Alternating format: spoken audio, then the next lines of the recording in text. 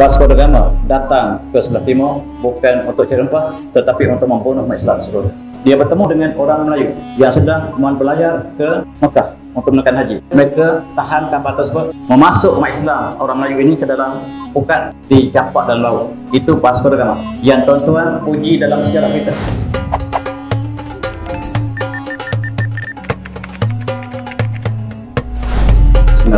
Assalamualaikum warahmatullahi wabarakatuh. Alhamdulillah, alhamdulillah min wa nasta'in. Wassalatu wassalamu ala asyrafil anbiya'i was mursalin wa ala alihi ajma'in. Alhamdulillah.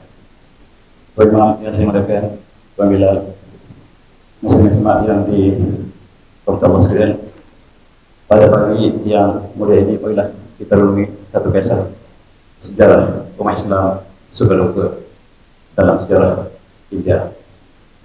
Kita mengatakan dengan ayat surah Al-Qamar, a'udzu billahi minasyaitonir rajim. Iqratis wa insyaqal qamar wa yaru ayat yardu wa yaqulu sihrun mustamir. Telah dekatlah hari kiamat dan bulan telah terbelah, dan sekiranya mereka melihat ayat Allah, mereka berpaling, lalu mereka mengatakan itulah sihir yang berterusan. Inilah kisah mukjizat Rasulullah. Bulan telah terbelah ketika awal Rasulullah di Mekah. Baginda telah dicabar oleh orang Quraisy, seperti dalam hadis Imam Bukhari menceritakan, insyaqa qamar ala anti Rasulullah sallallahu alaihi wasallam wa qala Quraisy hadza sihrun ibni Abi Qubaish kabsyah. Dan berlaku peristiwa bulan terbelah ketika zaman Rasulullah. Maka orang Quraisy yang mencabar Rasulullah minta supaya bulan terbelah. Mereka mengatakan inilah sihir ibni Abi Kabsyah, sihir Rasulullah. Maka faqalu unzuru ma yatikum bihi safar. Kita tengok apakah orang pengembara yang datang ke Mekah dapat lihat juga bulan yang terbelah ini. Sebab Nabi Muhammad la yastati an yasr annas kullahum. Sebab Muhammad tidak boleh sihir manusia sebelumnya. Sekarang kita lihat bulan terbelah. Dan kita tanya orang yang masuk ke Mekah, apakah mereka juga melihat? Sekiranya mereka dapat melihat, maka benarlah. Tetapi sekiranya inilah satu sihir, maka kita hanya lihat, tapi orang lain tak lihat. Fajar safar wa qalu dzalika, dan mereka mengakui, ya kami lihat bulan terbelah. Dan itulah kisah. Dan apabila mereka mencabar Rasulullah, Rasulullah mengatakan sekiranya saya berdoa kepada Allah dan Allah laksanakan tuntutan anda, bulan terbelah, apakah anda akan beriman? Ya, kami akan beriman.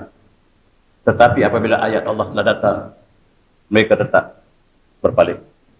Dan Allah turunkan ayat yang kita baca tadi, iqratis wa insyaqal qamar. Ayat ini ayat yang ada hubungan dengan kisah Islam di India. Sebab pada malam tersebut, ketika itu Rasulullah masih lagi di Madinah, masih lagi di Mekah, Raja India sedang berpesta. Raja yang duduk di Malabar, kawasan di barat India, mereka sedang berpesta. Dan malam itu mereka menyaksikan bulan telah terbelah. Raja berhentikan pesta. Apakah sebab bulan terbelah? Dan dia ingin mengetahui apakah hakikat bulan terbelah. Dan dia ingin menyelidikinya, lalu dia mengembara ke sebelah barat dan sampai ke Madinah, sampai ke Mekah. Dirangkaskan raja ini, raja yang melihat bulan terbelah. Maksudnya bulan terbelah adalah mukjizat yang agung yang disaksikan oleh orang Mekah, disaksikan di India, disaksikan di mana-mana saja. Dalam sejarah Parsi juga mencatatkan satu malam bulan terbelah. Dan bulan terbelah ini benar-benar berlaku secara hakiki, bukan secara ilusi. Dalam konteks ini, inilah raja itu. Raja yang melihat bulan terbelah, yang akhirnya dia telah memeluk Islam. Selepas baginda telah mengembara ke Yaman, akhirnya mengembara ke Mekah dan bertemu Rasulullah ketika Rasulullah masih awal Islam lagi, sebelum berhijrah ke Madinah. Dan raja ini telah memeluk Islam. Dan India antara tempat raja kawasan yang Islam di luar daripada tanah Semenanjung Arab, dan dia adalah raja yang dicatatkan dalam sejarah dan hadis yang sahih. Contoh yang semati, raja tersebut bersama dengan tenteranya telah mengembara dengan kapal ke Yaman, kemudian mengembara menuju ke Rasulullah, sebab diberitahu bahawa peristiwa itu berlaku disebabkan oleh cabaran Quraisy terhadap Rasulullah SAW. Mereka bertemu dengan Rasulullah.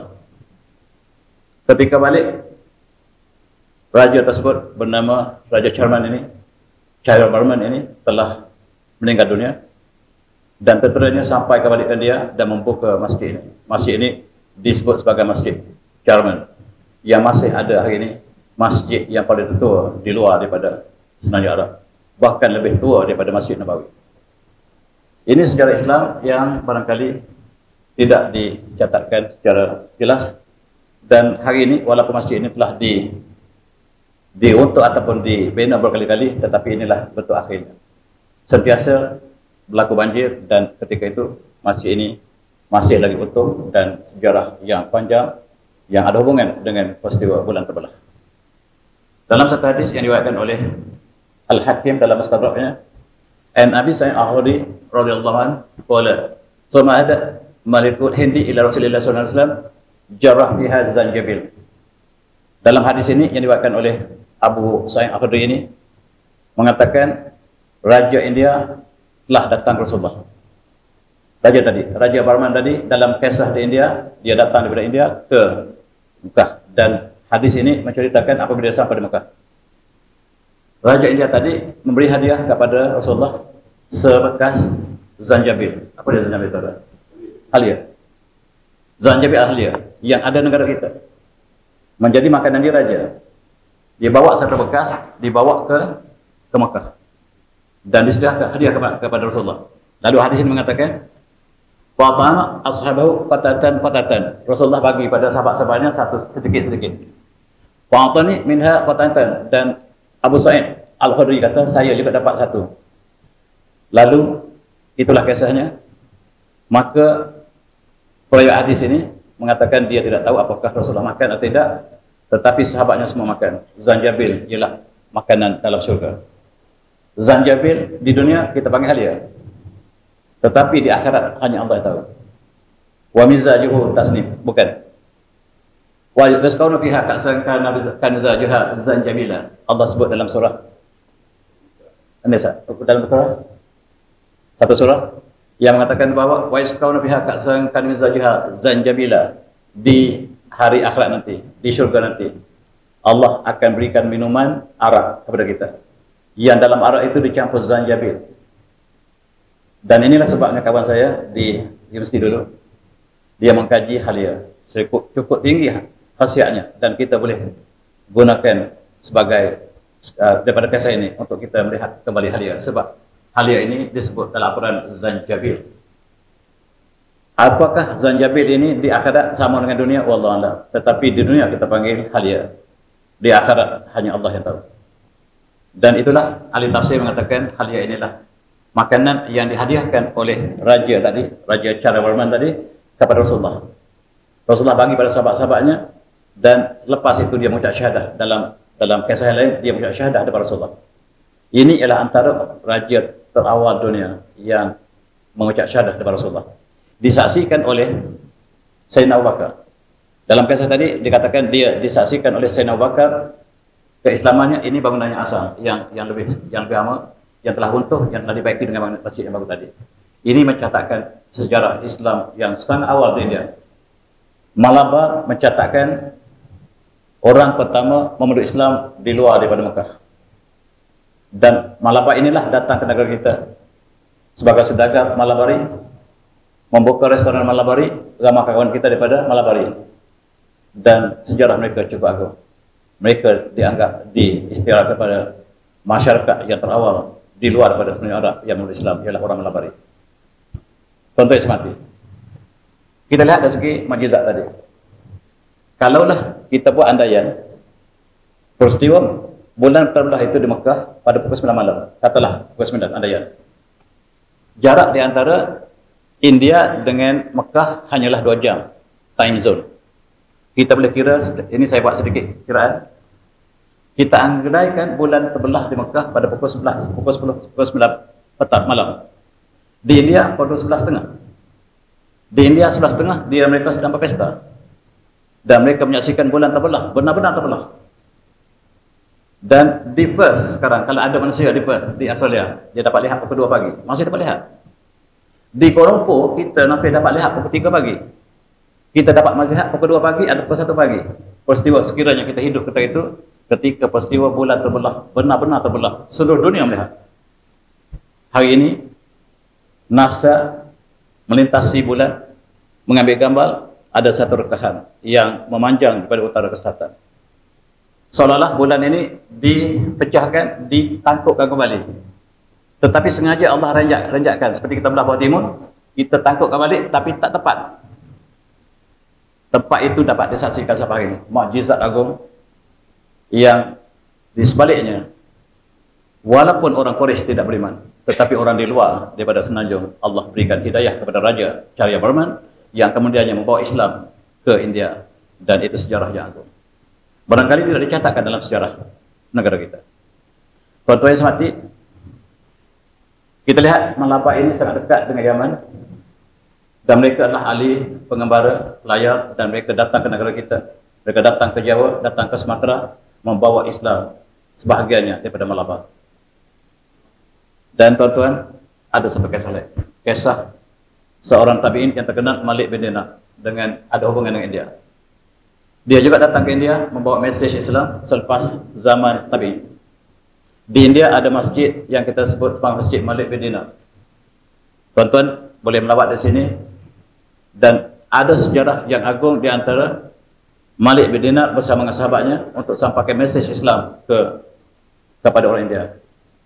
Dan ada kisah dia melawat tempat Nabi Adam AS diturunkan atas muka bumi.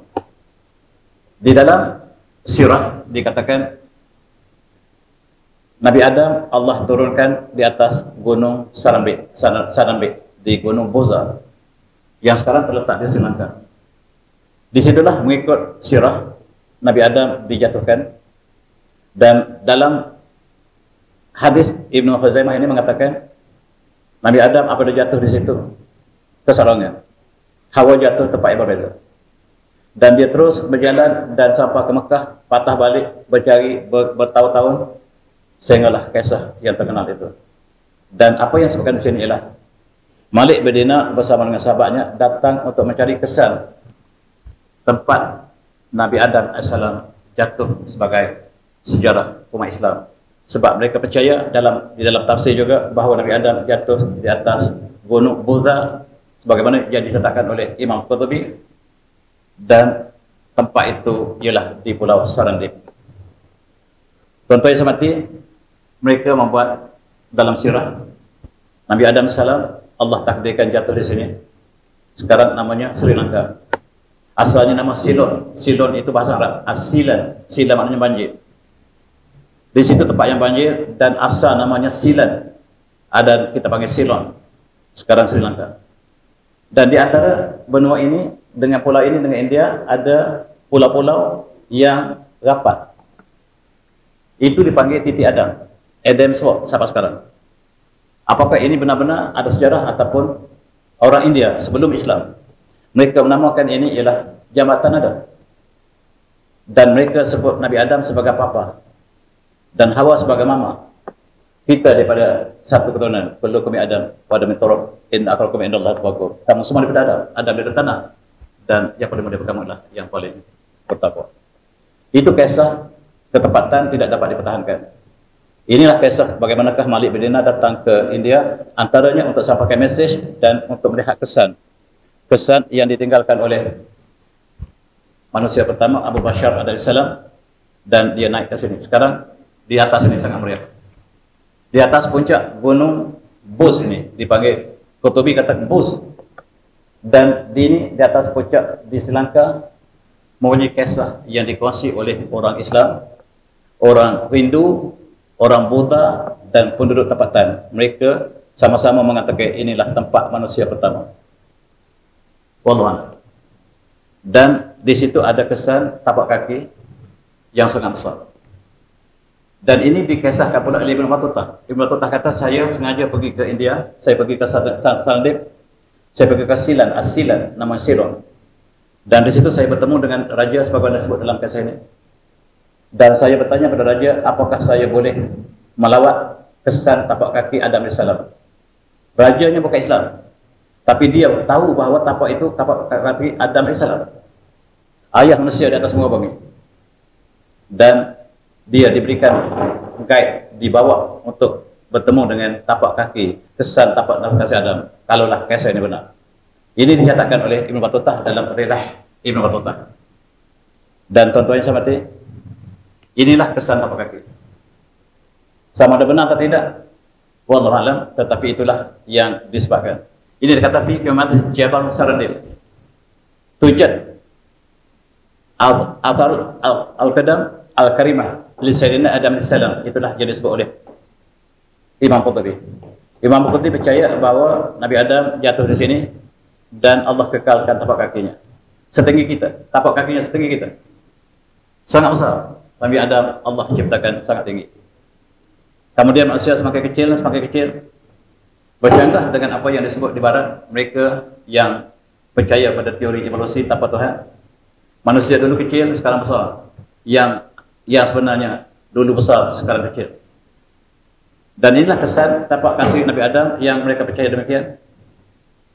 Dan dalam satu hadis yang dibawakan oleh Imam Bukhari, khuliqa Adam, khuliqa Allah Adam, wa tuluhu sittuna zura'an. Allah ciptakan Nabi Adam dan tingginya 60 hasta. 60 hasta Nabi Adam, bukan hasta kita, hasta Nabi Adam. Wallahu alam setinggi mana. Dan mereka buat kajian betapa tingginya Nabi Adam seperti itu. Mereka cuba buat jubah, sekiranya Nabi Adam pakai jubah, habis kain di kota Baghdad. Mereka buat baju jubah untuk menggambarkan manusia pertama. Dan saiz kita tuan-tuan tengok di bawah. Kecil itu manusia sekarang. Bandingkan tinggi Adam AS mengikut riwayat hadis yang sahih. Mereka buat skill, inilah saiz manusia yang pertama. Dan manusia sekarang 1.7 meter paling tinggi. Dan tuan-tuan boleh bayangkan, itulah manusia pertama. Dan kesan tapak kaki tadi seolah-olah menggambarkan saiz yang sebenar. Wallahu a'lam. Tetapi itulah yang dikaji oleh Malik bin Dinar. Hasilnya dia sebarkan Islam ke seluruh benua India. Itulah kegigihan para pendakwah yang bersama dengan para sahabat yang datang kemudian, yaitu para tabi'in. Tuan-tuan yang semati, kita lihat saiz manusia semakin lama semakin kecil, semakin lama semakin kecil. Ini saiz kita ini. Itu pun saiz orang yang paling tinggi. Kita lebih kecil lagi. Dan dia menyusup mengikut dalam segi matematik dia panggil exponential. Monotonic exponential reducing. Maksudnya dia turun secara eksponen. Manusia, dan di sini mereka dapat anggarkan berapakah usia manusia daripada pertama kedua berdasarkan pada model matematik, walaupun tidak tepat. Mereka mengambil Rasulullah 63 tahun usianya, dan manusia sekarang berapakah jarak Rasulullah? Rasulullah dengan Nabi Nuh dengan Adam, dan mereka buat satu kajian, dan nilai ini saya tidak beritahu di sini sebab tidak tepat sama sekali, walaupun inilah satu kajian untuk melihat manusia dan bercanggah sama sekali dengan teori evolusi yang mengatakan manusia dulu kecil, kemudian sama sebagai tinggi, dulu cerdik, dulu bodoh, sekarang cerdik. Yang Allah tunjukkan yang dulu cerdik, sekarang bodoh. Setiap masyarakat yang turun bersama yang diutuskan para rasul, mereka lah manusia yang paling cerdik. Semakin lama semakin jauh dari Rasul, semakin rendah. Kemudian Allah utuskan Rasul kembali, manusia cerdik kembali, kemudian turun kembali. Semakin jauh dengan Rasulullah, makin bodoh. Kita semakin bodoh, bukan semakin cerdik. Ini yang ditunjukkan dalam sejarah Islam, dan itulah perbezaan kita dengan mereka. Tuan-tuan dan sahabat, mari kita lihat sejarah India. Selepas para tabi'in datang, tabi'in datang lagi, dan di India telah terbina kerajaan Islam yang terkenal, kerajaan Delhi, Kesultanan Delhi yang telah wujud sejak begitu lama, dan Islam dilaksanakan di India dengan adil, amanah, toleransi, dan tercatat dalam sejarah agung India. Cukup menarik tuan-tuan, Apabila Islam memerintah India di Delhi, majoriti penduduk ialah Hindu. Yang merintah adalah minoriti. Minoriti ialah Islam, yang merintah orang majoriti. Tidak ada bukti sama sekali mereka paksa orang Hindu memeluk Islam. Tidak ada, Pak. Tidak ada sedikit pun data ataupun sejarah yang demikian. Dan Hindu kekal majoriti sampai hari ini. Walaupun kerajaan Islam telah berganti berkali-kali, mereka tidak pernah memaksa. Islam ialah tidak ada paksaan. Dan inilah keagungan India kalau kita nak bandingkan sekarang. Kita cuba lihat secara dulu. Kita banding dengan sekarang. Bagaimanakah keadilan Islam dicatatkan dengan tinta emas? Kemudian secara ringkasnya data, kita melihat kesan-kesan pemerintah Islam dengan menara Qutub Minarnya masih ada lagi. Kemudian kerajaan yang terkenal Kerajaan Mughal yang melaksanakan Islam secara menyeluruh. Dan kesan-kesannya tinggalkan cukup dapat kita saksikan sampai hari ini. Di sini kita lihat keadilan yang dilakukan oleh pemerintah Islam cukup indah yang tercatat dalam sejarah India apabila sejarah ini ditulis dengan agung, dengan adil. Kita lihat, ini adalah seorang orientalis, namanya Profesor Thomas Arnold. Dia diutuskan oleh Inggris apabila Inggris menjajah India. Dia hantar orang ini untuk memburukkan Islam di India. Kaji sejarah Islam ketika Islam memerintah India. Tulis Islam zalim membunuh orang Hindu, itu mesej dia datang. Dia datang, dia mengkaji sedalam-dalamnya. Dia kaji setiap pemerintah Islam. Dan dia tulis The Preaching of Islam. Tuan boleh baca. Buku ini, buku asalnya tugasnya untuk memburuk Islam. Tetapi dia mengatakan, saya tidak pernah lihat sejarah keagungan yang mencatatkan keharmonian pemerintahan selain pada Islam di India. Dia tidak boleh bohong. Walaupun kawan-kawan dia memburukkan Islam begitu banyak di India, tetapi dia kata saya tidak boleh berbohong sebab saya berpegang kepada kebenaran. Tuan boleh baca sekali lagi The Preaching of Islam, buku lama, mungkin 100 tahun lebih, tetapi dia mencatatkan apa yang berlaku secara adil amanah. Dan ini satu-satunya buku yang saya tahu mencatatkan sejarah India oleh orientalis yang tepat, yang lain tidak tepat. Dia menceritakan sebagai contohnya, dia mengatakan kita tidak ada satu pun accident yang menunjukkan Islam memaksa orang ke Islam memeluk Islam. Tidak ada. Sejarah mereka tidak pernah ada orang Islam memaksa membunuh orang ke Islam supaya masuk Islam. Tidak pernah ada. Sebab tuan boleh baca halaman 98-nya dalam buku Thomas Arnold, Invitation to Islam. Dan cukup indah, dia menggambarkan apa yang berlaku sebenarnya. Kita cross check dengan sejarah yang tulis oleh Islam.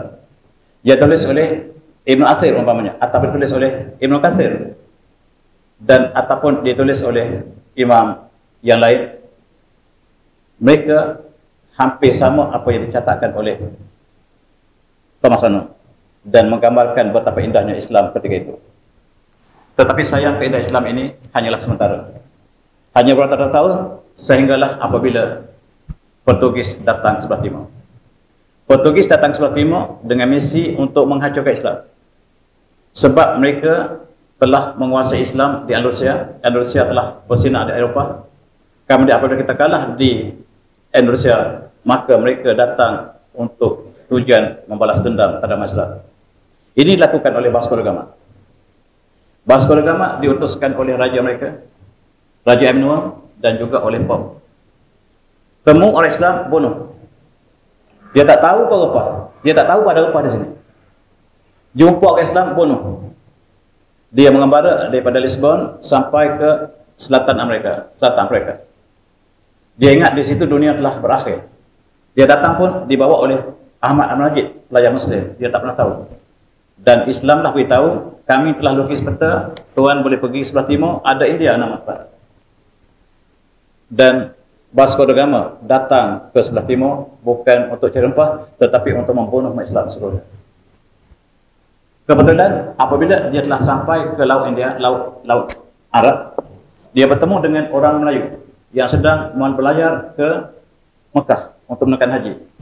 Apa yang dilakukan? Mereka tahan kapal tersebut, kemudian merampas harta, memasuk umat Islam orang Melayu ini ke dalam pukat, dicampak dalam laut sebab mereka sangat dendam dengan Islam. Itu Vasco da Gama yang tuan-tuan puji dalam sejarah kita, yang datang untuk hancurkan Islam. Dan sejarah menunjukkan bahawa Pada tahun 1500 di India bukan lagi harmoni indah sebagaimana yang Islam pegang. Sebaik saja Portugis datang, dia membunuh 700 orang Islam yang belayar ke Mekah. Barangkali moyang kita. Sebab dia kata datang daripada sebelah timur maksudnya daripada Jawa, daripada Sumatera, daripada alam Melayu. Itulah kapal yang dibunuh oleh Portugis, Vasco da Gama. Mereka tidak pernah tahu pun rempah. Dalam sejarah kita, dia katakan mereka datang untuk mencari rempah. Bohong, sebuah bohongnya. Mereka tak pernah makan apa pun. Kalau kita bagi karipat mereka pun, mereka tak boleh makan karipat. Pedas saya kata. It's hard to how. Dia tak makan rempah, tuan-tuan. Dan guru sejarah kita mengatakan dia datang ke rempah. Benar, dalam kapal ada rempah. Tapi dia berpura-pura. Kami datang ke Melaka untuk berniaga dengan tuanku. Dalam kapal kami banyak rempah. Rempah bukan agenda. Ialah sebagai elah dia untuk menawan Melaka. Tuan-tuan, bila mereka sampai ke Mozambik, 300 masjid dibakarnya. Habis. Sebab mereka datang bukan je rempah untuk hancurkan Islam. Dan tugas yang paling penting ialah pergi ke Madinah, gali kubur Rasulullah, bawa balik ke Vatikan. Itu tugas sebenarnya.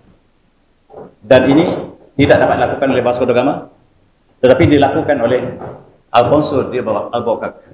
Alfonso di Albuquerque disediakan dengan berbagai kapal. Tugasnya ialah pergi ke Madinah, gali kubur Rasulullah, bawa balik ke Vatikan, kita bicarakan kata Pope-nya. Dan Pope ini namanya Pope Sixtus, yang mengarah supaya Alfonso Albuquerque datang untuk menghancurkan, menggali Rasulullah dan bawa balik jasad Rasulullah yang mulia untuk dibicarakan di Vatikan. Tetapi apabila sampai ke luar Arab, armada Osmaniyah berjaga di situ dan dia tidak boleh bertembusi ke luar Arab. Dia melencong ke sebelah timur sampai ke India. Apakah dia laku di India? Sangat dahsyat, tuan-tuan. Apabila Alfonso dia bakal sampai ke India, kita boleh baca dalam buku Tuhfah Al-Mujahidin yang ditulis oleh ulama kita, Syekh Zainuddin Al-Marbari. Dia yang menulis Fathul Mu'in, dia tuan belajar di sini, kitab fiqh yang bahasanya lenggang-lenggok sebab dia orang India. Bahasa Arabnya, bahasa Arab baik, tapi lenggang-lenggok. Sebab Fathul Mu'in ini ditulis oleh Syekh Zainuddin Al-Marbari, murid kepada Ibn Hajar Al-Asqalani. Dan dia tulis sebuah buku Tuhfah Al-Mujahidin menceritakan apakah yang dilakukan oleh Portugis sebaik saja dia sampai ke Malabar. Cukup menyayat hati, tuan-tuan. Ini dicatatkan oleh Tuhfah Al-Mujahidin. Dia mengatakan bahawa di sebelah kiri adalah teksnya, terjemahan sebelah kanan. Sampai pada India, dia membunuh seluruh umat Islam. Dia memperkosakan wanita Islam, membakar masjid. Dan dia datang bukan misi rempah tetapi hancurkan Islam. Apabila dia tidak boleh ke Madinah untuk gali kubur Rasulullah, dia sangat-sangat beram dan menghancurkan segala-galanya. Tuan-tuan, Al-Quran dibakar. Umat Islam kata itu kerajaan yang memerintah Malabar ialah Raja Zamarin. Raja Zamarin, kerajaan yang kecil yang tidak dapat pertahankan negara mereka daripada Portugis. Tetapi buku ini juga menceritakan pengkhianatan umat India terhadap Islam cukup hebat. Sebab Portugis tidak dapat menguasai seluruh India itu kecuali tidak ada pengkhianat. Pengkhianat diberikan emas dan uang yang banyak oleh Portugis sehingga akhirnya gua jatuh kepada Portugis. Tetapi awas, India bukan kerajaan Islam yang besar, tetapi ada kerajaan yang satu lagi besar di sebelah timur, namanya Melaka kita. Mereka tidak tahu Melaka. Selepas mereka hancur ke India, mereka sebut ada lagi sebuah negara yang besar di sebelah timur namanya Melaka. Bukan datang untuk menjadi rempah, tetapi datang kepada Sultan Mahmud. Tuanku, kami ingin berniaga dengan tuanku. Sudilah apa kiranya, diberikan hadiah yang banyak pada Sultan Mahmud. Pada masa sama mencari petualang. Akhirnya jatuhlah Melaka, bukan kerana rempah, tetapi kerana Islam. Sejarah tidak ditulis. Dan tuan-tuan boleh baca buku ini, sangat mendebarkan. Saya baca dengan penuh perasaan. Buku Tuhfah Al-Mujahidin asalnya dalam manuskrip dan dicetak sekarang dalam bahasa Arab, diterjemahkan dalam bahasa Inggeris ada. Dan bagaimanakah dahsyatnya mereka datang untuk menghancurkan Islam. Islam yang bertapak di Malabar, di Karachi ataupun di Kerala telah hancur musnah. Tetapi mereka hancurkan umat Islam, tetapi mereka tidak hancurkan Islam. Islam bangkit apabila ada tekanan. Tuan-tuan yang semati, itulah yang berlaku. Tuan-tuan boleh baca bagaimanakah mereka menghancurkan Islam di India dalam teks asalnya dan terjemahannya, dan cukup menyayat hati. India mengalami satu bencana yang cukup menakutkan, dan tuan-tuan boleh baca buku terjemahannya. Topang Jandi telah diterjemahkan oleh seorang profesor, Syekh Zainuddin Umari. Ini cukup menarik untuk melihat sejarah kedatangan Portugis ke timur. Sekarang India diperintah oleh British, cukup dahsyat. British datang, bila sampai ke Australia mereka bunuh orang tempatan. Orang Maori dibunuh sepenuhnya. Mereka sampai ke New Zealand, mereka bunuh orang tempatan. Mereka datang ke India, tak boleh bunuh orang India sebab mereka ada teknologi. Mereka golongan yang bertamadun. Kita gunakan plan B. Plan B ialah kita bersahabat dengan raja mereka. Akhirnya satu India jatuh kepada British. Ini sejarah British. Demikian juga datang ke Perak. Dia datang ke Perak untuk bunuh orang Perak sebagaimana mereka bunuh orang Maori di Australia. Tetapi nanti dulu, orang Perak ada senjata, ada meriam, ada senapan. Kita tunggu, kita guna plan B. Kita bersahabat dengan sultan yang sedang bertengkar. Raja Abdullah, Raja Yusuf, Raja Ismail sedang bertengkar. Yang paling tidak layak itulah yang disokong oleh British. British tak akan sokong yang layak. Sebab sokong yang layak, dia dapat jadi raja, selesai. Dia sokong yang tidak layak. Yang tidak layak dapat jadi raja, dan dia akan balas budi kepada British. Demikianlah berlaku di Perak. Maaf saya orang Perak, tuan-tuan. Terjajah Perak. Dengan cara yang sama, mereka masuk ke Selangor. Mereka masuk pertelekaian di antara raja sebab plan A tidak boleh digunakan. Plan A datang bunuh orang Perak, habis. Kuasai Perak. Sebagaimana di Australia dan New Zealand, bunuh orang Maori dan ambil negara mereka. Datang ke Perak, kita gunakan plan B. Sebab orang Perak orang cerdik. Kita bersahabat, wahai tuanku, kami datang bersahabat. Kami datang hanya untuk menasihat sultan. Satu negara terjajah kemudian. Ini cara dilakukan oleh British di India. Dan cukup menarik, tuan-tuan.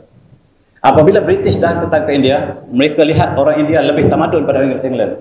Dari segi ilmu matematik, dari segi ilmu sains, teknologi, India lebih jauh lebih tinggi daripada British. Sebab ingat, tuan-tuan, Barat Eropah terima ilmu daripada Andalusia. Yang di India ialah ilmu yang tulen. Dan mereka terpaksa menukar sejarah. Penulis sejarah dihantar ke India begitu banyak supaya menjatuhkan orang Islam di India. Demikianlah mereka menghantar orientalis di Tanah Melayu menjatuhkan Islam. Dan profesor kita masih baca tulisan yang ditulis orientalis sampai hari ini. Alangkah malangnya.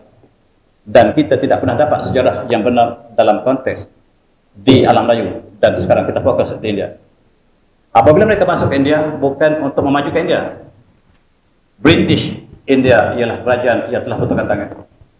Kerajaan Islam telah lemas, telah lenyap. British mengambil alih. Dan bagaimanakah British mengambil negara-negara dunia? Walaupun dia hanyalah sebuah pulau yang kecil sebesar Sabah Sarawak. Ular Didi telan naga. Dunia ditelan, 80 buah negara ditawan oleh sebuah negara kecil. Pulau asalnya namanya British Island. Lepas mereka menjajah, jangan panggil British Island, panggil kami United Kingdom. Kalau panggil British Island kecil, dia letak nama baru, United Kingdom. Jangan sebut British. Sekarang pun dia mereka marah. Kalau kita sebut British Island, mereka marah. Sebut kami United Kingdom. Besar.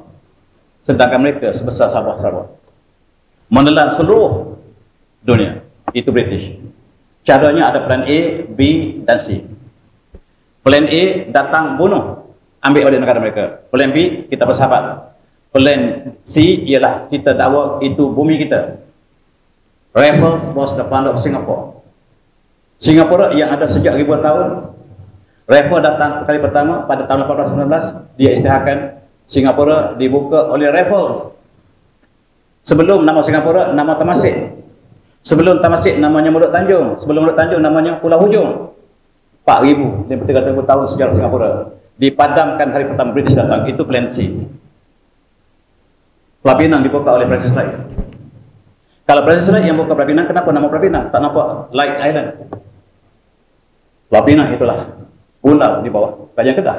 Mereka datang menipu di Pulau Pinang. Dan sekarang mereka datang ke India menggunakan plan B. Dan akhirnya terjajahlah India. Lebih menyayat hati tuan-tuan. Selepas mereka kalah dalam Perang Dunia yang kedua, Jepun yang kecil dapat mengalahkan yang tinggi. Tak pernah mereka sangka. Dan di India, di Parlimen British, Kerajaan British dikutuk oleh pembangkang. Kamu sangka kamu kuat, sekarang kamu sebenarnya lemah. Dengan Jepun kau kamu tak boleh menang. Kata siapa pembangkang dalam parlimen. Sekarang kamu terpaksa merdekakan negara yang kamu telah jajah selama ini. Sebenarnya kemerdekaan bukan kita yang berjuangkan, mereka yang beri. Sebab parlimen mereka yang memberikan kemerdekaan, tetapi kepada proksi kita. Bukan kepada pejuang sebenarnya, termasuklah di Melaya. Jangan pergi kepada pejuang-pejuang mak kilau, pergi pada proksi kita. Kita akan bina proksi kita. Proksi kita ni pakai kod, pakai tie. Kita hantar pelajar ke England yang menjajah negara kita bersama dengan mereka jadi magistrate sebab bersama dengan British. Yang memerintah negara kita, yang diberi kemerdekaan, mereka yang menjajah bangsa Melayu ini. Yang dihantar pelajar England oleh British, kemudian dilantik jadi magistrate. Magistrate maksudnya menjajah bangsa Melayu sendiri. Inilah yang diberi kemerdekaan. Mari kita fikir tuan-tuan. Demikianlah yang berlaku di India. 1947, 1945 mereka kalah. Dan 1446 Parlimen British mengatakan kita harus berikan kemerdekaan semua sebab zaman British telah berakhir. Siapakah yang akan berikan? Sekarang mereka bina proksi di India, mereka bina proksi di Melaya, mereka bina proksi di seluruh dunia yang mereka bakal berikan kemerdekaan. Kita lihat India. Nasib India cukup malang. Apabila British datang, dia tidak akan tinggal dengan sempurna. Dia akan datang supaya bekas jajahannya bergerak, bergaduh, berperang. Dia pecahkan India kepada Pakistan Timur, India, Barat, India. Inilah punca perkelahian, peperangan sepanjang sejarah. Inilah cara mereka. Mereka bentuk proksi mereka. Mereka berikan kelebihan pada satu pihak. Dan kemudiannya mereka pecahkan negara India. Yang di situ kita lihat sejarah umat Islam memerintah dengan adil dan amanah selama ribuan tahun. Dan terpecahlah negeri ini.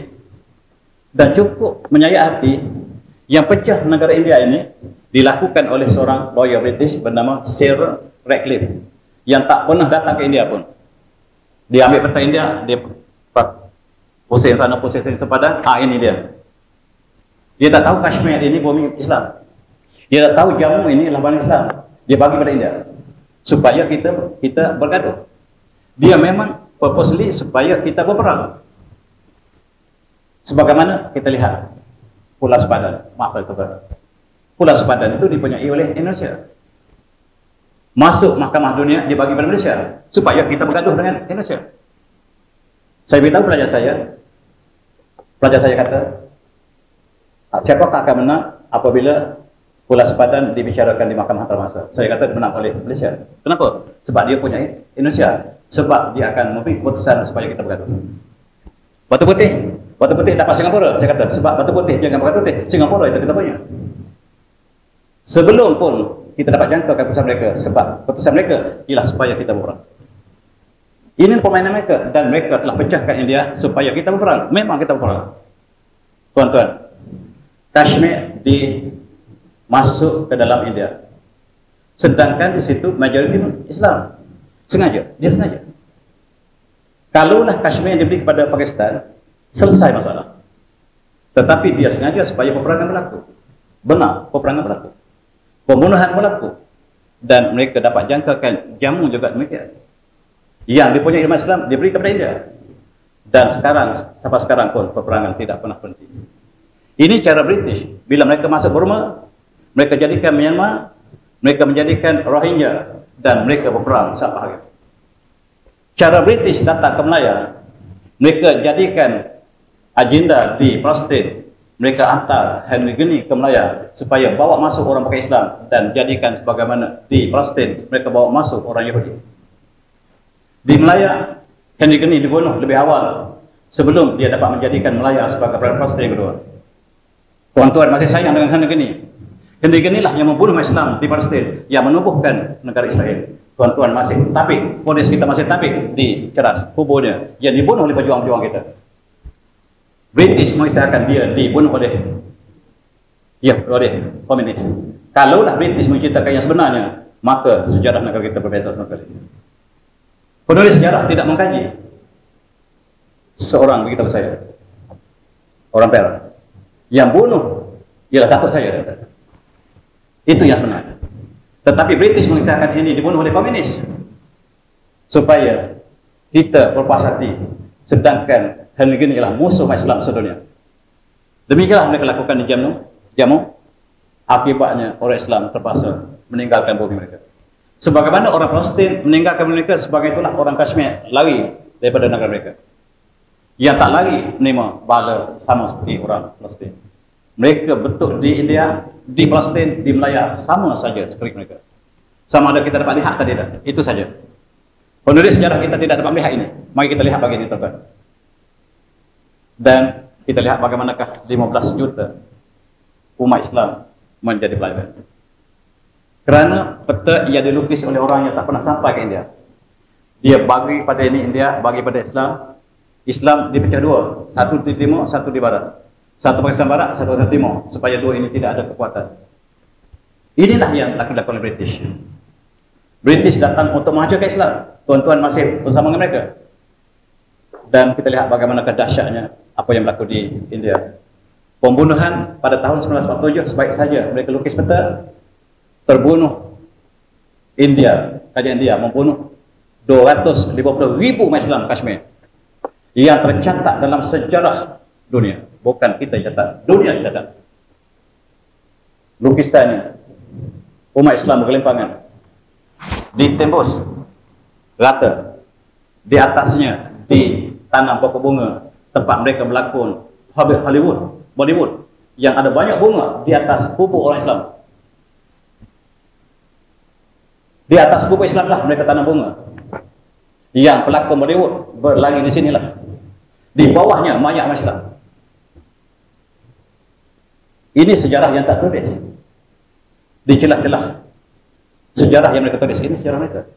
Kita petik, masih menggambarkan peristiwa yang dahsyat.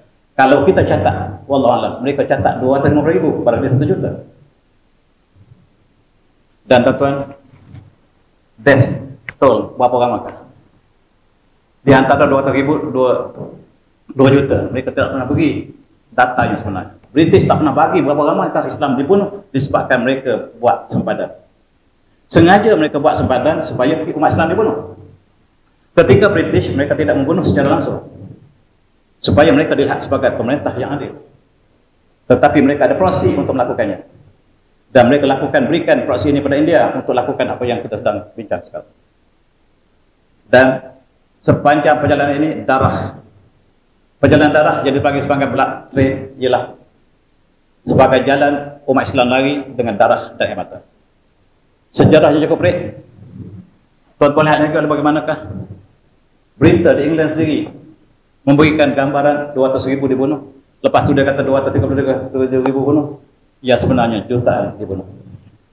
Inilah nasib Islam apabila mereka datang. Al-Kufar wal Mutawahidah. Al-Kufar wal Mutawahidah. Orang kafir boleh bersatu apabila mereka bertemu dengan Islam. Tuan-tuan, orang bukan Islam boleh bersatu bila menghadap Islam. Oleh sebab itu Barat dengan Timur boleh bersatu untuk hancurkan Kashmir. Dan ini nasib kita, tuan-tuan. 600,000 dalam berita lain. 600,000 tadi 200,000 dia kata. Berita lain 600,000, maksud kita percaya jutaan yang dibunuh. 600,000 dibunuh dalam masa 7 hari di 2 buah kawasan yang dipertikaikan, Jammu dan Kashmir, yang kita dapat saksikan sampai hari ini. Beritanya dipendamkan, tetapi sebahagiannya telah terkeluar dan kita dapat saksikan di sini. Tuan-tuan, di atasnya cantik, pada hijau, di sini tempat Bollywood berlakon, di bawahnya mayat Islam. Tuan-tuan semati, India, Pakistan, sempadan yang tidak pernah aman. Tuan Imam cerita pada saya dulu, bagaimanakah polisnya? Lepas ini kita bertanya, bagaimanakah sikap mereka apabila mereka buka sempadan dan tutup sempadan? Yang satu polis Pakistan, yang satu polis India. Mereka saling benci-membenci. hatta zaman moden hari ini. Ini pemandangan pada mereka. Hubungan yang tidak pernah harmoni. Dipendamkan. India dengan Pakistan ialah seperti bom jangka yang boleh meletup bila-bila masa. Tuan-tuan yang mati, lebih lagi apabila mereka melakukan provokasi sekarang, apabila Hindu dan Islam yang kita lihat bagaimanakah yang satu mengazalimi yang lain, mereka mengharamkan pelajar Islam untuk pakai purdah atau pakai Islam. Pelajar-pelajar tidak dibenarkan di masjid mereka. Mereka melakukan provokasi daripada sejarah lampau mereka. Ini ialah sejarah mereka. Kalau kita tak belajar sejarah, kita tak faham apa yang berlaku sekarang. Berlaku ini ialah sebagai lanjutan daripada apa yang berlaku ratusan tahun lepas. Dan terus bergolak di India. Hijab dijadikan sebagai isu. Dan dengan mereka mengharamkan hijab, mereka boleh melakukan kezaliman sekali lagi. Inilah yang berlaku di India, tuan-tuan. Pelajar-pelajar di Kartanaka yang diharamkan untuk pakai apabila masuk universiti, masuk sekolah, masuk kolej, tidak dibenarkan pakai cara Islam. Umat Islam bangkit. Sengaja provokasi.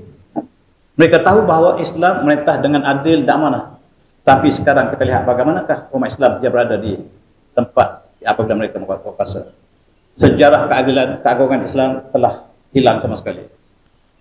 Sekarang kebencian. Kebencian demi kebencian itulah yang dapat kita saksikan dalam berita mereka. Dan hari ini kita lihat mereka lakukan pembunuhan sebab umat Islam bangkit. Jangan bunuh lagi umat Islam. Kita tak tahu apa berlaku apabila ada spanduk seperti ini. Berhenti, jangan bunuh lagi umat Islam. Kami ialah manusia yang sama. Kami bertanggungjawab pada India. Kami duduk dalam India. Kami adalah warga negara India. Jangan bunuh kami. Kita tak tahu sehinggalah ada tunjuk perasaan seperti ini. Berita ditutup. Tuan-tuan yang semati, India telah terlibat dengan masalah yang kronik, sangat ekstrim dan satu malapetaka. Lebih lagi apabila kerajaan sekarang, kerajaan yang telah menjadikan dua ini untuk menghina Islam. Yang terkini bulan lepas mereka menugaskan dua orang ini sebagai wakil kerajaan, jurucakap kerajaan BJP supaya memperlekehkan Rasulullah, perlekehkan Islam, perlekehkan keluarga Rasulullah, termasuklah Aisyah dan sebagainya. Dua orang ini ditugaskan oleh kerajaan resmi. Mereka bercakap dan umat Islam membangkit. Jangan sekali-kali menyentuh Rasulullah, menyentuh kesucian Islam. Kami akan bangkit. Ini di Bangladesh bangkit mula-mula sekali. Tuan-tuan, kita lihat. Maka kita lihat orang Islam India bangkit pertahankan Rasulullah, dan kita lihat dalam bulan lepas bagaimanakah peristiwa ini cukup penting. Umat Islam yang membantah apabila mereka menghina Rasulullah, umat Islam ditangkap. Contohnya orang ini namanya Fatimah. Apa Fatimah ini? Karena dia membela Rasulullah, dia telah ditangkap oleh polis India. Kemudian rumahnya diruntuh. Siapa yang membantah akan rumahnya diruntuh. Bukan surah. Ini satu contoh. Siapa yang membantah apa yang dilakukan oleh kerajaan mereka akan menerima nasib yang sama. Rumah mereka diruntuh. Berita ini tidak sampai kepada kita. Dan takdir ilahi. Apabila wanita ini secara jelas menghina Islam dan dia bukan individu, dia mewakili sebuah kerajaan, maka 15 buah negara Islam sepakat condemn mereka. India terpanjang. Tak pernah disangka seluruh 15 buah negara Islam bersatu untuk boikot India di atas sebab orang ini. Sebab dia bukan individu, dia adalah mewakili kerajaan.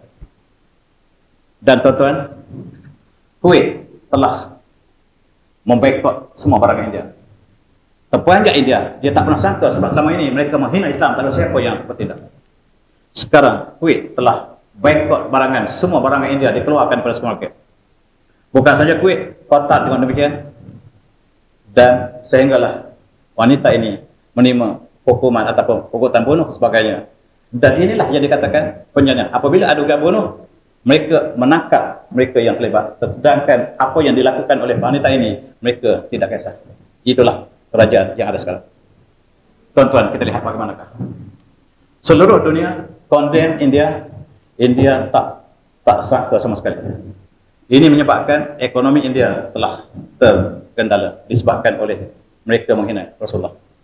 Saudi yang menjadi kawan rapat India juga turut condemn. Ini ialah satu perkara yang mereka harus respon. Sebelum ini mereka tak akan respon. Sekarang mereka harus respon sebab rakan baik mereka Saudi Arabia, yang UAE yang mereka banyak berdagang. Sekarang mereka harus respon. Mereka harus menjawab dengan baik. Dan mula-mula sekali mereka pecat. Itu saja yang akan mereka. Oleh kerana dia adalah jurujakat daripada kerajaan India, kita pecat dia. Itu perkataan. Apakah ini mencukupi? Apabila umat Islam telah dilukai dengan kata-kata demikian, mereka keluar statement bahasa bersatu. Mereka kata seperti ini. Dengar apa dia kata. Dia kata, during the thousand of years of history of India, every religion has blossomed and flourished. Kami nak beritahu bahawa sejarah India, sejarah yang harmoni, benar, tetapi ketika Islam. Benar, tetapi ketika Islam. 1000 tahun lebih Islam merintah dengan adil amanah, setiap agama diberikan hak. Ini benar, tetapi bukan mereka Islam. Mereka sembunyikan Islam itu.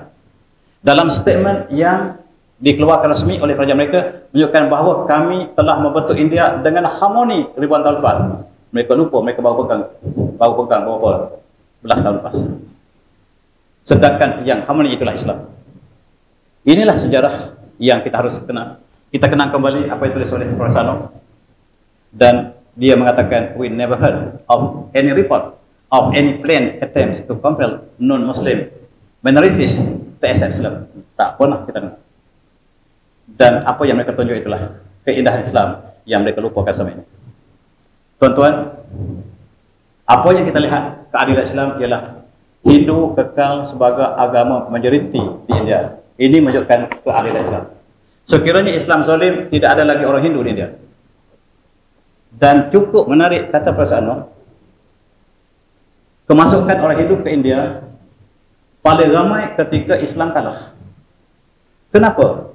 Mereka dapat bandingkan keindahan pernyataan Islam dengan pernyataan mereka sendiri. Kata perasaan, bukan saya. Yang ramai masuk Islam ialah ketika Islam kalah. Menunjukkan mereka masuk dengan ikhlas.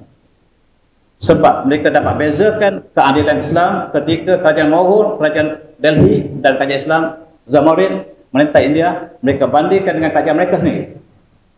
Dan mereka meluk Islam ramai-ramai. Kata Profesor Anwar, tuan-tuan boleh baca The Preaching of Islam. Dan oleh sebab itu tuan-tuan kita lihat sejarah agung India, Islam betapa di India cukup agung, dan hari ini Islam berkembang dengan cepat di India. Kita lihat bagaimanakah mereka menanam sifat kebencian. Masjid Babri diruntuhkan. Mereka mendakwa masjid-masjid yang ada di India dibina di atas tempat dewa mereka dilahirkan. Termasuklah Masjid Babri. Mereka runtuh. Yang ketua runtuhnya ialah orang ini. Namanya Babesi. Dialah ketua yang panjat mula-mula sekali ke atas bumbung. Ketuk. Sekarang Allah berikan hidayah. Dia meluk Islam. Dia bersumpah, saya telah meruntuhkan sebuah masjid yang sangat-sangat bersejarah. Saya bersumpah, ketika itu saya masuk Islam. Sekarang saya Islam, saya akan membina 100 buah masjid baru untuk menggantikan masjid yang saya runtuhkan. Katanya dia sudah membina 99 buah. Dan ditunggu yang terakhir untuk membina sebuah masjid yang mega. Wallahualam apakah itu benar sebagaimana saya terima berita itu. Berita ini disiarkan oleh berita Turki Anatolia. Tuan-tuan, ini adalah perempuan yang sama seperti dengan lelaki ini yang sangat masuk Islam. Tetapi Allah berikan hidayah. Dia mengatakan, saya membenci Islam, sangat-sangat benci. Tetapi di sebalik bencian itu Allah berikan hidayah. Dan Islamlah yang menyelamatkan saya hari ini. Ia adalah menunaikan haji di Mekah ataupun umrah. Orang ini, dia melakukan dengan dakwah secara aman. Dia asalnya seorang Hindu.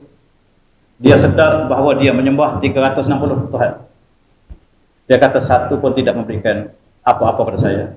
Sekarang saya sedar dia meluk Islam pada tahun 1898. 89 baru saya. Dan dia berjaya mengislamkan orang Hindu sebanyak 110,000. Ini disebut oleh berita mereka. Saya payah nak percaya tuan-tuan. Tapi itulah yang dinyatakan mereka. Dia seorang diri dapat mengislamkan orang Hindu selama 100,000 orang lebih. walaupun nombor ini sangat besar untuk kita renungi, barangkali betul. Dan inilah satu perkara yang sedang berlaku di India sekarang, tuan-tuan. Ini ialah hakim di Mahkamah Tinggi di Kerala yang sangat anti-Islam telah memeluk Islam. Satu perkara yang cukup ganjil, mereka masuk Islam, tapi Allah berikan jalan yang berbeza sama sekali. Apa yang kita fikir? Dalam konteks ini kita lihat satu demi satu penyanyi mereka juga telah sama-sama memeluk Islam. Dan ini kalau terkenal ialah Shankar Raja, sangat terkenal di India, memeluk Islam. Dan bila memeluk Islam, namanya telah dipendamkan. Begitu juga dengan penyanyi yang terkenal ini, Rushhan, tuan yang minat dengan Bollywood, kenal orang ini, telah memeluk Islam. Satu demi satu, daripada peringkat tinggi sampai peringkat bawah. Dan inilah di antara selebriti mereka, pelakon-pelakon Hollywood yang tuan-tuan tengok wajah mereka, termasuklah Shamila Thakur dan lain-lain. Satu demi satu memeluk Islam. Tetapi pada masa sama, orang Islam masuk Hindu ramai juga. Tetapi Allah gandingkan dengan orang Hindu masuk Islam beramai-ramai. Dalam kitab Kalanki Purana disebut Jagat Guru. Jagat Guru maksudnya Guru of the world. Will be born of Vishnu Bhagat. Akan dilahirkan oleh ayahnya bernama Vishnu Bhagat. Vishnu maksudnya Allah. Bhagat maksudnya hamba Allah. Abdullah. Guru tadi yang akan dilahirkan ayahnya nama Abdullah. Maknya nama Sumati. Sumati maksudnya ketenteraman, Aminah. Dilahirkan pada 12 Baihash. Baihash maksudnya tahun, bulan, bunga, musim bunga. Dalam bahasa Arab, Rabi'. 12 bulan awal. Rasul ini akan lahir pada 12 bulan awal. Ayah nama Abdullah, maknya nama Aminah. Di tempat Salma ialah Arab. Dan dia akan berkahwin dengan seorang princess, seorang putri yang kaya raya dengan Khadijah. Dalam perkahwinannya dia akan dihadiri oleh pakciknya, Sayyidina Abu Talib, dan dua orang sepupunya, yaitu Ja'far dan juga Aqil, yang menghadiri perkahwinan Rasulullah dengan Khadijah. Tetapi orang tersebut, orang Salmati, akan mengusahi orang ini, Rasul ini. Dia akan dihalau ke utara, ke Madinah. Dan dia akan kembali ke tempat asalnya dengan pedang di tangan. Dan dia akan naik ke langit dengan kuda putih. Rasulullah naik Isra Mi'raj dengan buraq putih. Sifat ini tepat dengan Rasulullah. Mereka sedang tunggu Jagat Guru. Kalau kita lihat, mereka ada kuda putih. Mereka sedang tunggu, belum lahir lagi. Mereka tak sedar bahawa Rasulullah telah lahir 1400 yang lalu. Dan subhanallah, inilah yang berlaku sekarang. Berapa ramaikah yang memeluk Islam disebabkan oleh perbincangan interface ini? Ramai. Sehingga dia dihalang untuk masuk negara-negara. Mereka dihalau tokoh ini. Sebab pengaruhnya cukup besar. Seorang individu dapat mempengaruhi dunia apabila dia berkuliah di Eropah. Sebahagian pun Eropah telah tertawan dengan ucapannya. Apabila mereka datang ke Kuala Lumpur, ada orang tertawan, orang pesta tertawan dengan ucapannya. Tuan-tuan, ada satu kumpulan bernama Dalit. Kumpulan ini kumpulan yang lemah di India. Dan mereka menerima Islam sangat-sangat ramai hari ini. Apabila adanya Islam diperkenalkan mereka dengan cara yang indah. Dan ini ialah contoh bagaimanakah Islam berkembang di tempat apabila mereka ditekan. Dan inilah yang mereka sangat bimbang. Sebab Islam berkembang lebih cepat daripada Hindu sendiri di India. Dan kita lihat statistik yang dikeluarkan oleh Pew Report, ini authority di dunia. Dia mengatakan dalam tahun 2050, proyeksi unjuran mengatakan penduduk India dengan penduduk Islam dan Hindu di India menjadi penduduk yang paling ramai di dunia. Maksudnya Islam paling ramai di India, Hindu paling ramai di dunia di India. Islam dan Hindu paling ramai di dunia dalam tahun 2050. Inilah unjuran proyeksi yang dilakukan oleh Badan Statistik yang terkenal dunia dan menyebutkan India adalah bakal sebuah negara Islam yang sangat ramai penduduknya, yang mencapai ratusan, 300 ribu, 700 juta umat Islam bakal dalam konteks statistik. Dan inilah yang Allah sebut A'udzubillahi sebagai kesimpulan kita, penamat perbincangan kita. Huwallazi arsala rasulahu bil huda wal haqq liyuzhirahu 'ala dinil kullihi wa la yushriku bihi syai'an. Dan dialah yang mengutuskan rasulnya dengan petunjuk dan agamanya benar, supaya agama Islam ini mengatasi segala agama dunia, dan cukuplah Allah sebagai saksi. Dan dengan kata itu saya minta maaf, saya sudahi dengan wabillahi taufiq. Assalamualaikum warahmatullahi wabarakatuh. Tasawuf salam. Dan mudah-mudahan kita jumpa dalam sebenarnya. Terima kasih.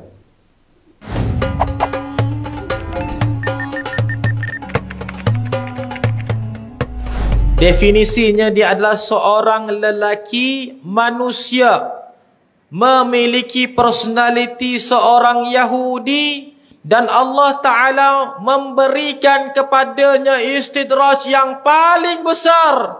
Dia adalah Dajjal wal'iyadu billah.